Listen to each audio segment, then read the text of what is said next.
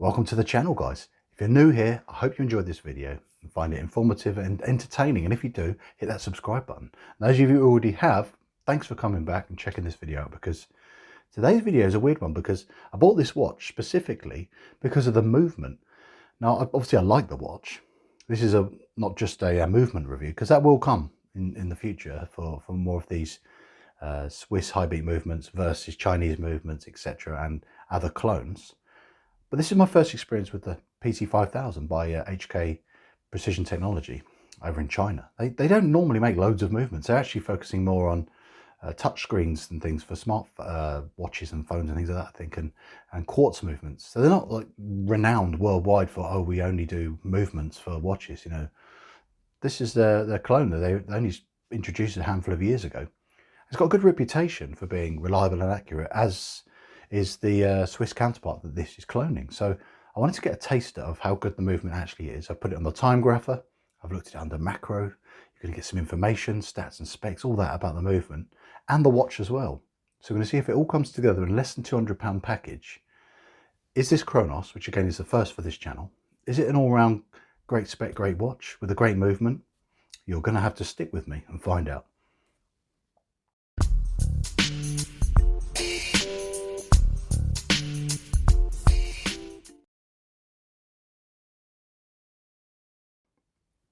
So to get cracking with the stats and the specifications of this piece, well, we'll start with the weight. Guipas has informed me that the weight of this watch is 84 grams on its supplied leather strap. It's a stainless steel 316L case with that PT5000 movement and a nice big thick piece of sapphire crystal in there. So all that adds up to only 84 grams.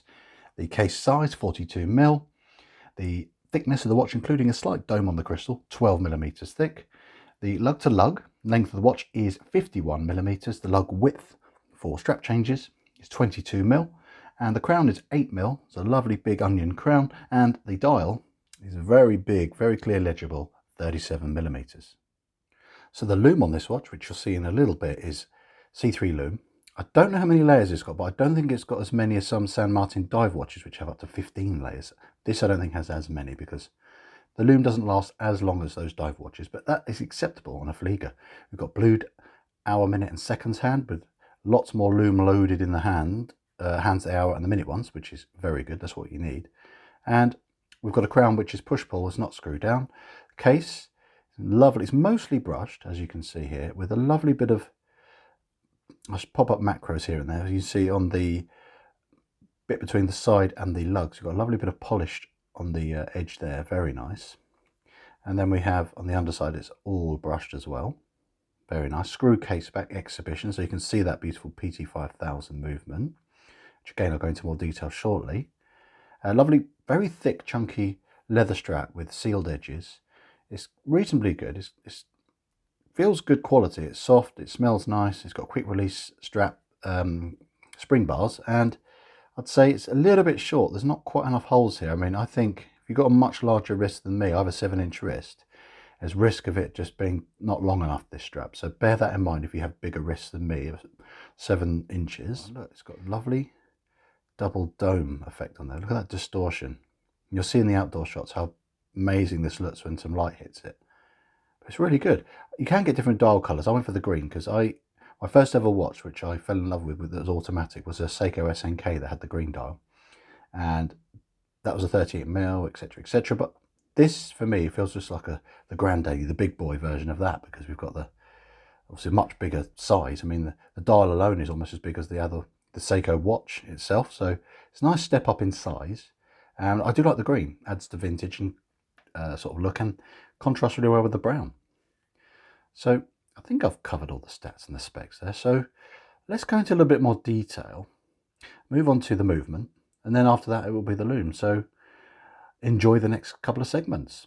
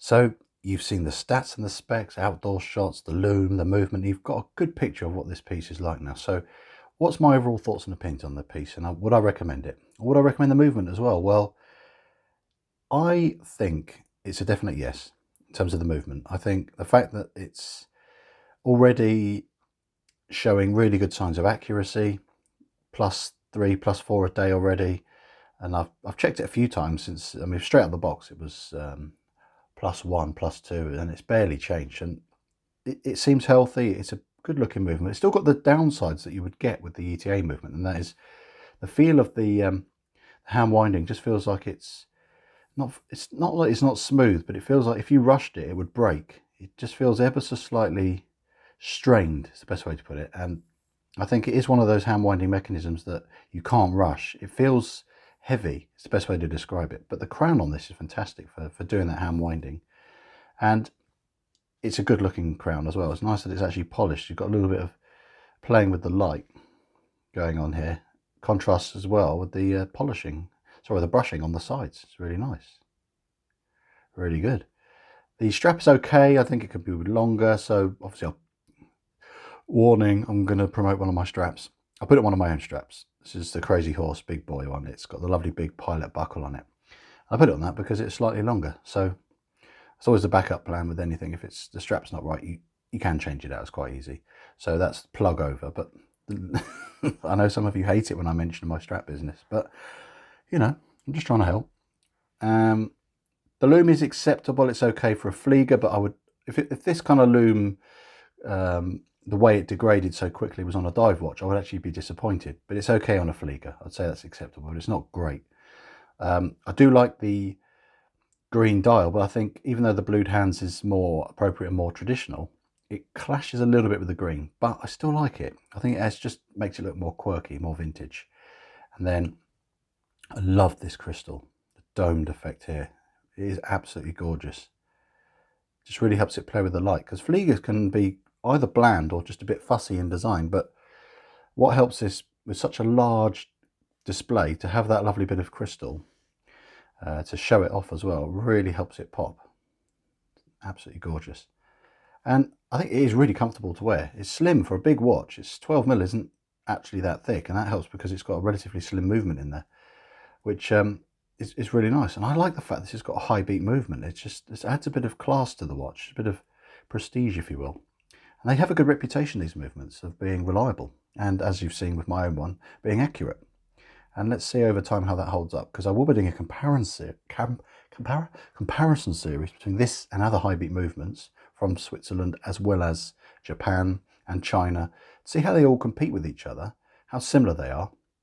And that'll be fun to do, because this is such a good value piece when you think less than £200. It was £178 delivered. I paid extra for it to be delivered via DHL from China to the UK, and it came within a week, which is fantastic speed. And that was the total cost, £178, for a beautifully finished watch with sapphire, high beat, beautiful movement, decent quality materials. It's a great all-rounder for less than 200. And you can also get obviously this movement in other watches, but I went for the Flieger because I love Fliegers. But they also do at Chronos, they do it in the Submariner homage they do. So you can get the option of it either with the PT5000 or even SW200. But effectively, the SW200 Swiss made is a clone as well. So the difference in price is huge, but I think the reason why PT5000s are so popular is because they are great value, because they're made in China. And the quality, obviously, unless you scrutinize every tiny component under a macro lens, you may get tiny bits of contamination compared to a Swiss-made one. You may or may not. You may or may not get better finishing. But to be honest, to the naked eye, even under a macro that I've got, which is not the most spectacular, it looks really good. And remember, this is a less than £200 watch. You can pay more than that just for an ETA movement on its own. So you've got the whole package here. That lovely smooth sweeping hand, great accuracy, good all-round spec for less than £200. Happy days. So if you've enjoyed my review here, where I've pieced together kind of the movement review and the watch review all in one, do let me know if you're happy and you enjoyed this video in the comments section. Do like it. If you haven't subscribed, do consider that too. It'd be awesome. In the meantime, it's been a real pleasure. I'll see you in the next video. Bye for now.